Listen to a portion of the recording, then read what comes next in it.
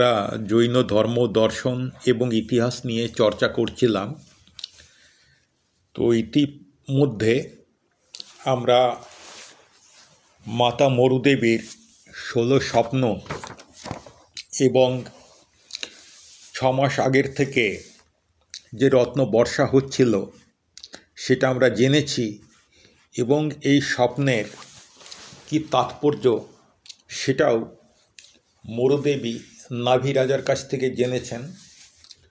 স্বপ্নের তাৎপর্য হলো এটাই যে ওনার গর্ভ আলো করে ত্রিলোকের প্রভু তীর্থঙ্কর ভগবান জন্ম নেবেন।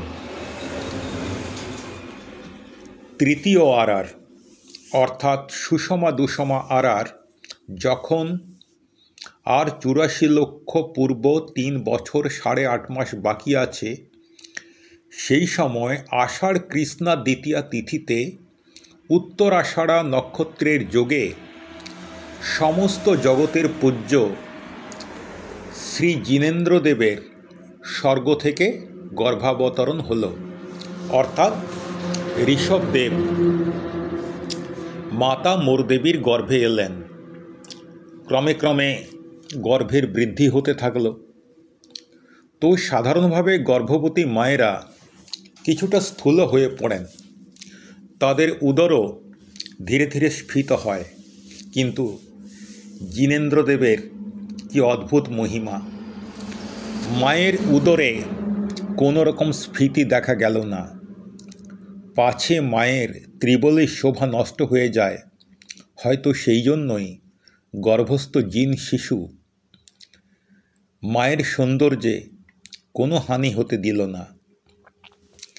ত্রিলোকের গুরু স্বয়ং ভগবানকে গর্ভে ধারণ করে মাতা মরুদেবী স্থূলতা তো দূরে থাক, বরং শরীরে অত্যধিক লঘুতা অনুভব করতে লাগলেন।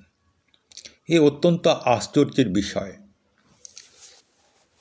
আমি গর্ভে নড়াচড়া করে মাতার কষ্টের কারণ হব না, হয়তো এরকম চিন্তা করে গর্ভের মধ্যে শিশু জিনেন্দ্র স্থির থাকতেন, নড়াচড়া করতেন না।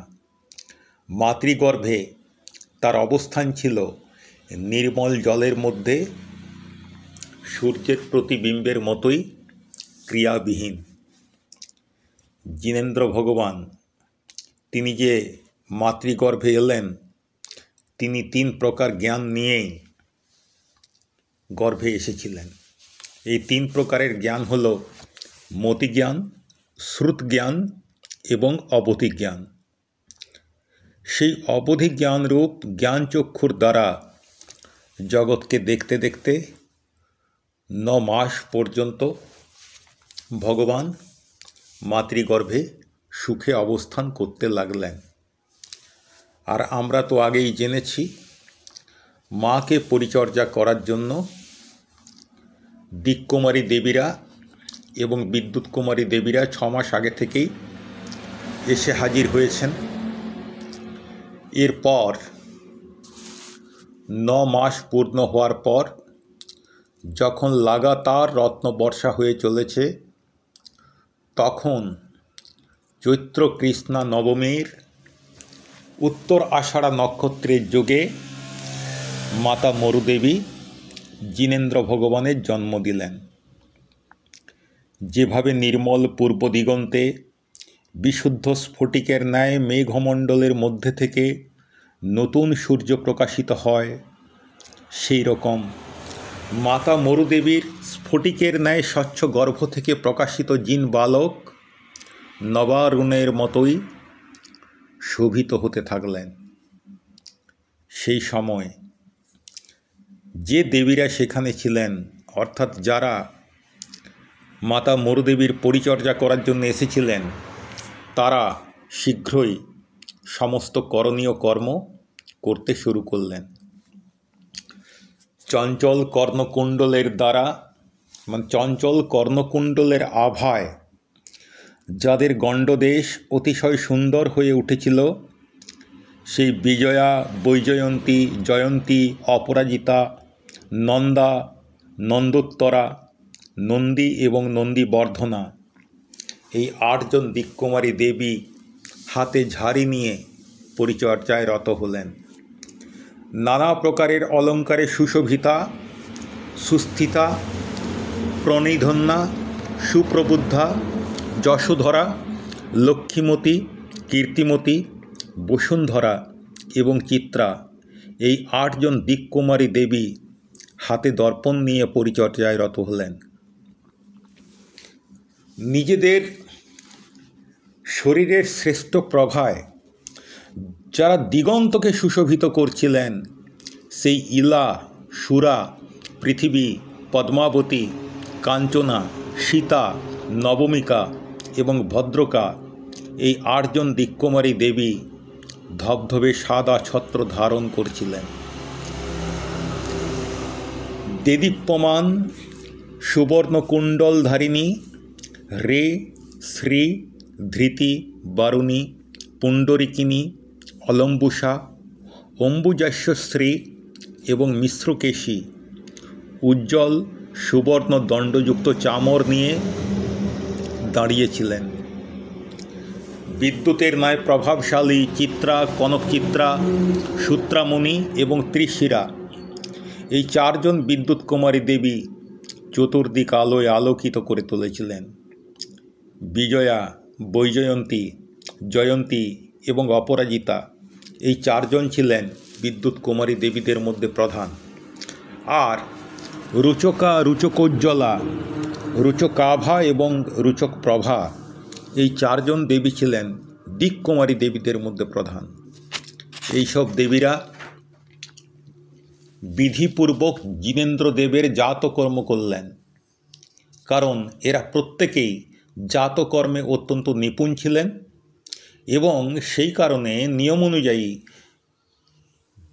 যতবার যতজন জিনেন্দ্র ভগবান জন্ম নেন, তীর্থঙ্কর জন্ম নেন, এই দেবীরাই তাদের জাতকর্ম করে থাকেন। এই সময় ত্রিলোকে যত ইন্দ্র ছিলেন, আমরা জানি আমাদের জৈন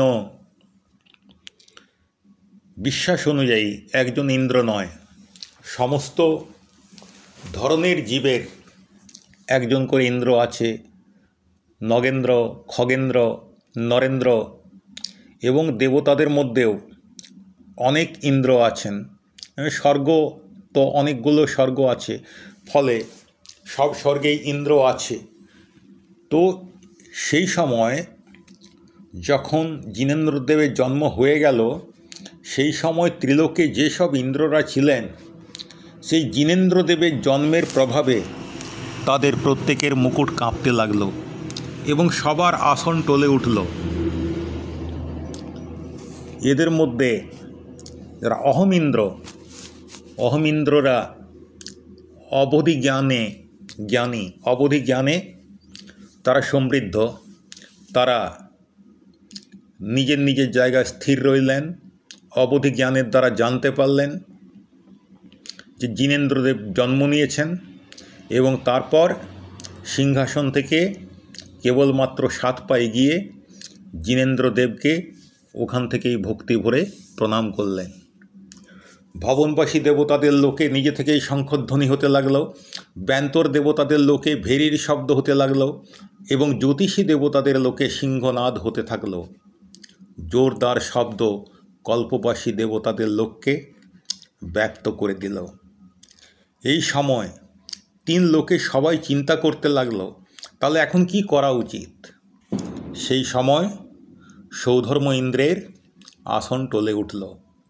তিনি চমকে উঠলেন এবং মনে মনে ভাবতে লাগলেন, কার এমন দুঃসাহস যে আমার সিংহাসন টলানোর স্পর্ধা দেখায়।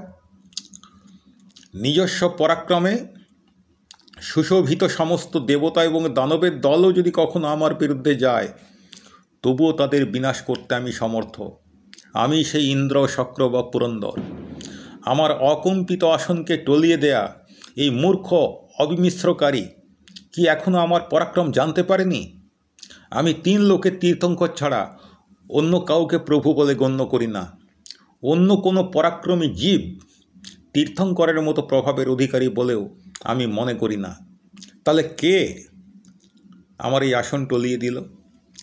এই চিন্তা উদয় হওয়ার সঙ্গে সঙ্গে এর কারণ জানার জন্য সৌধর্মেন্দ্র অবধি জ্ঞানের আশ্রয় নিলেন। আর অবধি জ্ঞানের দ্বারাই ইন্দ্র ভরতক্ষেত্রে জন্ম নেওয়া প্রথম তীর্থঙ্করকে দেখতে পেলেন। এই অবসর্পিণীর প্রথম তীর্থঙ্কর। তিনি বুঝতে পারলেন তার আসন যে কেঁপে উঠেছিল তার কারণ হলো এই তীর্থঙ্কর জিনেন্দ্রদেবের জন্মের প্রভাব। তাই তিনি তাড়াতাড়ি আসন থেকে উঠে 7 পা এগিয়ে গেলেন এবং জিনেন্দ্র ভগবানের জয় হোক এই জয়ধ্বনি উচ্চারণ করে হাত জোড় করে তাকে প্রণাম করলেন। তারপর সিংহাসনে বসে সৌধর্মেন্দ্র তার সামনে করজোড়ে দাঁড়িয়ে থাকা সেনাপতিকে বললেন, এখনই বর্তমান অবসর্পিণীর প্রথম তীর্থঙ্কর জন্মগ্রহণ করলেন, অতএব সমস্ত দেবতাকে এখন ভরতক্ষেত্রে যেতে হবে। তুমি এক্ষুনি এই খবর সকলকে জানিয়ে দাও। সেনাপতি সমস্ত দেবলোকে এই আদেশ পৌঁছে দিলেন। তখন সৌধর্ম স্বর্গের দেবতারা প্রথমে বেরিয়ে পড়লেন এবং অচ্যুত স্বর্গ পর্যন্ত সমস্ত স্বর্গের ইন্দ্ররা নিজেরাই এই খবর জেনে দেবতাদের সাথে বেরিয়ে পড়লেন।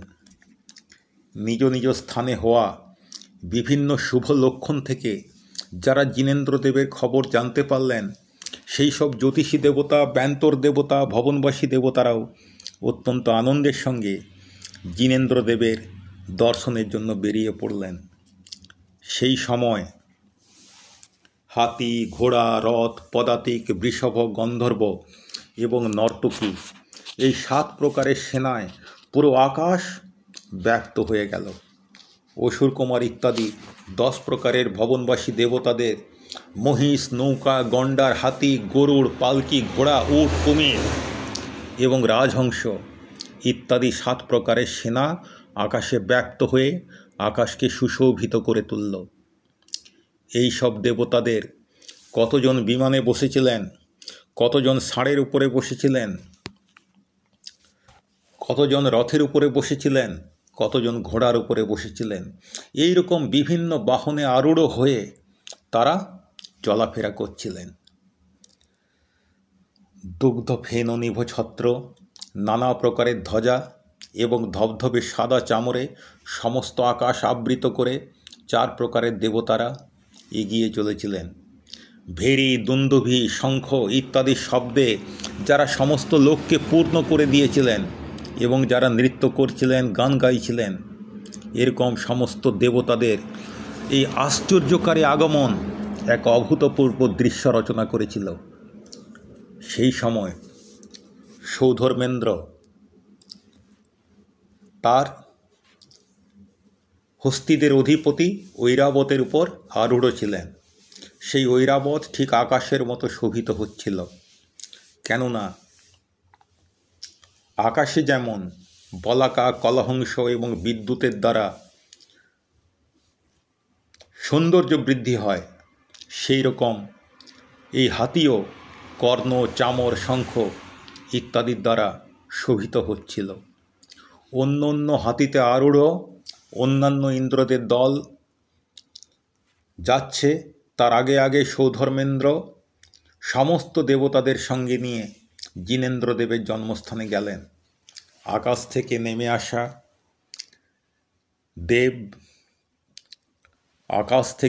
আসা দেব, দানব, যক্ষ, রক্ষ তাদের সারি কুবেরের দ্বারা নির্মিত এই শহরকে এমন সুন্দর করে তুলেছিল যে মনে হচ্ছিল এটাই স্বর্গ। সেই নগরের শোভা দেখতে দেখতে সুর ও অসুরদের মনেও স্বর্গলোকের এবং পাতাল লোকের সৌন্দর্য যেন ফিকে হয়ে গেল। যেহেতু সুর, অসুর ইত্যাদি 3 জগতের জীবেরা সবচেয়ে আগে সেখানে একসাথে পৌঁছেছিল, তাই ওই কীর্তিশালী নগর তখন থেকে সাকেত নামে প্রসিদ্ধি অর্জন করল। এই হচ্ছে সেই সাকেত নগরী, যাকে আরও 2টো নামে আমরা চিনি। এক হচ্ছে বিনীতা নগরী, 2 হচ্ছে অযোধ্যা নগরী। তো এইটুকু ভিডিও করার জন্যে আমার প্রায় 3 থেকে 4 দিন সময় লাগলো। আমি আশা করি যে বাকি অংশটা 2-1 দিনের মধ্যে আমি দিয়ে দিতে পারবো। আপনারা যদি আমাকে উৎসাহ দেন তাহলে আমি চেষ্টা করব এই ভিডিও যথাসম্ভব কন্টিনিউ করার, এবং এই ভিডিও সিরিজের মাধ্যমে যাতে জৈন ধর্ম, দর্শন, জৈন পুরাণ, জৈন ইতিহাস, জৈন সংস্কৃতি সম্বন্ধে আপনাদের যারা একেবারেই জানেন না তাদের যাতে কিছুটা ধারণা হয়, আমি সেই চেষ্টা করব। আর যারা জানেন তারা আমার এই ভিডিওর মধ্যে যদি কোনো ভুল ত্রুটি থাকে অতি অবশ্যই কমেন্টে জানাবেন, আমি সেই ভুল সংশোধন করে নেব। প্রত্যেককে জয় জিনেন্দ্র এবং শুভরাত্রি।